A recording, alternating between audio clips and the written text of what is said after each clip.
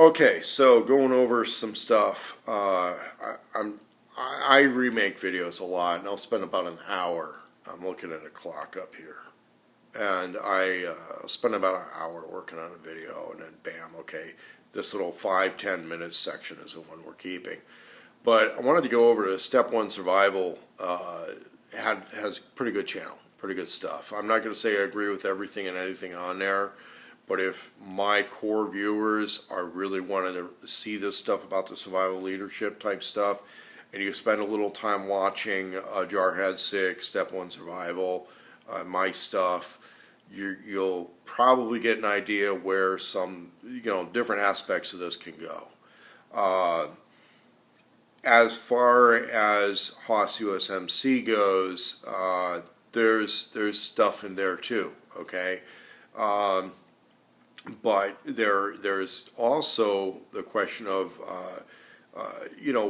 being a good survivalist, you can do this thing. Being in a patriot movement, you're going to do this thing.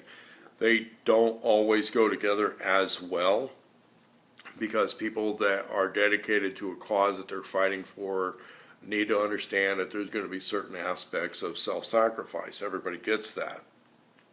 But when you're talking about people that are expressing rank or importance or responsibility in these things, there are people, especially on the charismatic side, who have absolutely no clue what that really means. They do not apply it. They have no clue what it means. There are words. They're very good at the theatrics of delivering the speech, of influencing people, doing things like that, and then they are not getting anything done for anybody. They're not negotiating anything. They're not getting resources focused where there's some reciprocity to some situations. One of the people, the people that unfortunately it permeated the 3% thing, and there were so many really good, well-meaning guys at the lower levels of the 3%er stuff. Really good, well-meaning, righteous people that are motivated by the right things, who probably are better human beings than a lot of the guys at the top of that. I've seen criticism from a particular former military officer of Carradine, and I understand those criticisms. On the other hand, we're also talking about somebody who, on the officer side, had worked to withdraw resources and support from Carradine for things that Carradine was trying to accomplish with the Citadel project. And when other people said, okay, if you're not going to like that, maybe it can be done elsewhere and it can be done better. And these things are perhaps being done elsewhere and done better. I don't think they are. On the other hand, I understand why they would be secretive if they are, and there's reasons for that. On the other hand, when we talk about people being in a movement and having resources and saying they're going to bring resources, and other people that are being loudmouths and saying, yeah, everybody come here, everybody do this is going to be the cause, this is going to be the thing. That's what has been happening with the trial in Portland. Okay. Will these people take care of each other? Would they take care of the thing? And then we have to realize that everybody who either promised support and then withheld it, that's probably one of the biggest problems you're going to run into with any of these things. And when you're talking about people that are putting organizations together that are going to say, hey, there's rank, and then there's the billet. Okay, there's the guy who maybe you're important and influential in certain aspects of a political movement or a subculture or something like that. And then there's the guy who's in charge of a particular place or a particular job site or a particular thing that you're running. And those may not necessarily be the same things. A lot of musicians understand that they don't run the show. Okay? You get up, you sing, you do your thing, you're not running the show. A fascinating video, if you ever have time to watch it and want to really see fascinating levels of leadership and action is Michael Jackson's This Is It. And you could see this guy interacting with the dancers and realize that he's actually the guy in charge of all of that stuff. You could really see him in charge of a lot of these people. And if somebody went up and said, "Oh, I was Michael Jackson's manager," I'm like, I think Michael Jackson was in charge of a lot of his stuff. Prince, another 80s, 90s era music guy.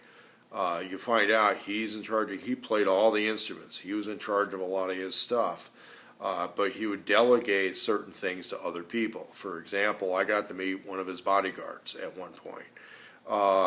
And interesting story from the guy. That Prince would be in charge of a lot of stuff, but he knew how to make money. He knew how to make music. He knew how to bring up certain artists in different fields. But he put somebody else in charge of security.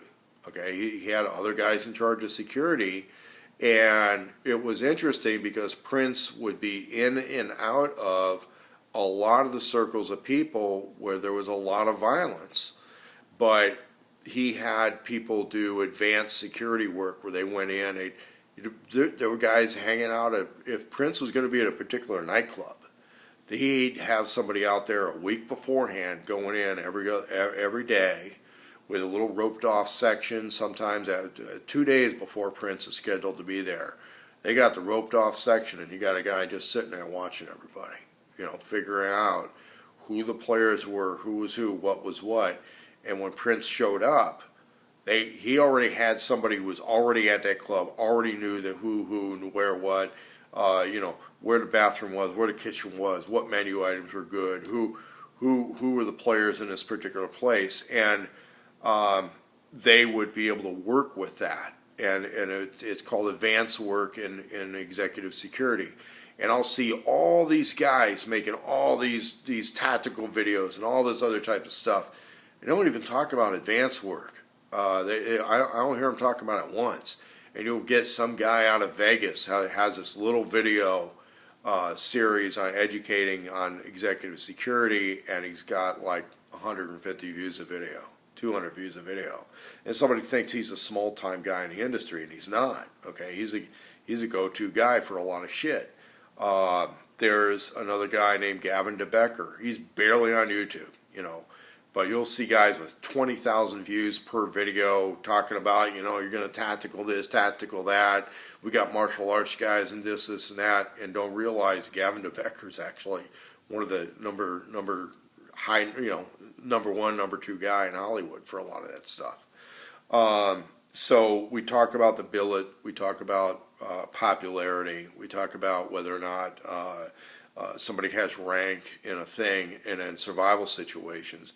They're not always the same thing. There's a lot of reasons for it. Okay, there's a lot of reasons why you'll see construction crews where you've got guys who are in charge because they're good at being in charge of that construction, especially that particular task. You got one guy who's going to be in charge of the concrete pour. Okay, everybody knows he knows the concrete stuff. He's going to be in charge of the concrete pour. He's not necessarily going to be in charge of the carpentry. Okay, you got to work with another guy who's going to be in charge of the carpentry. But if the concrete pour is a 6-man job, we're going to call the carpenter, the electrician, all these type of guys that are going to work on the concrete pour. That's where the survival groups really need to learn how to get stuff going, as opposed to union construction site guys. Union construction site guys a lot of times cannot build a small house. They can't build a small house. They can build big shit because you can compartmentalize that a lot easier. And I'll figure out what the little story is and what the little turf is and who's in charge of cleaning up what mess and all that kind of a thing. Until you figure out how to build small houses, then you're not really going to be able to do a lot of independent type stuff. I can go in as a handyman on a lot of places and a lot of jobs. I can't go in running the whole show because it's too big. It's out of my scale. when I go in on compartmentalized stuff, I'm still in learning stuff. Okay, guys see me with an electrical crew on large corporate jobs. I'm just a helper. Okay, I'm going in as a helper. I'm not eligible to be in charge of those things. On the other hand, if I go in as a site manager, I got a pretty good idea how to tell a good electrician from a bad electrician. I got a good idea how to tell the low voltage guy from the high voltage guy. I can tell when the plumbers and that stuff. We do that. We've seen guys that go in where they just want to be in charge of anything and everything, and they fall flat on their face. Unfortunately, sometimes they come from the military. They come from the military and don't understand what all these little specialties are they got to work with. And that's one of the big difference between somebody who's been like a first or second lieutenant versus a captain or a major, or somebody who's been a E3, E4 and then got older versus somebody who'd been the platoon leader or something like that. And that is something I'm also seeing with the people that focus on the special operations side. Because you'll see special operations guys that are shit hot at these infantry tasks. They're very shit hot. They're instructor type people, but they weren't necessarily organizing platoon size units. They weren't organizing company size units. And that's where some of these things all got to get sorted out before shit hit the fan. If you really think you or your prepper group or something like that is really going to be able to be an asset to each other in these things.